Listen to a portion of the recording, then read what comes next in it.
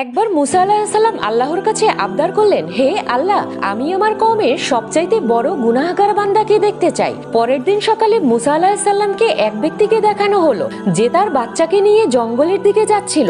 মুসা আলাহিসাল্লাম আল্লাহর কাছে বললেন, হে আল্লাহ, এবার আমি সবচেয়ে নেক বান্দাটিকেও দেখতে চাই। কিন্তু সন্ধ্যার সময় আবারও সেই সকালের ব্যক্তিটিকেই দেখানো হলো।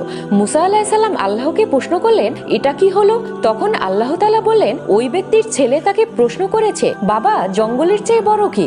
বাবা বলল, পাহাড়। ছেলে বলল, পাহাড়ের চেয়ে বড় কি? বাবা বলল, আসমান। ছেলে বলল, আসমানের চেয়ে বড় কি? বাবা কেঁদে দিয়ে বলল, তোর বাবার গুনাহ। ছেলে বলল, গুনার চেয়ে বড় কি? বাবা খুশি হয়ে বলল, আমার আল্লাহর রহমত আর ক্ষমা। আল্লাহ তাআলা ইজ্জতের সাথে বললেন, হে মুসা, ওই ব্যক্তির অনুশোচনা এবং আমার প্রতি অগাধ বিশ্বাসে আমি এতটাই খুশি হয়েছি যে তাকে গুনাহগার থেকে নেক বান্দা বানিয়ে দিয়েছি। সুবহানাল্লাহ।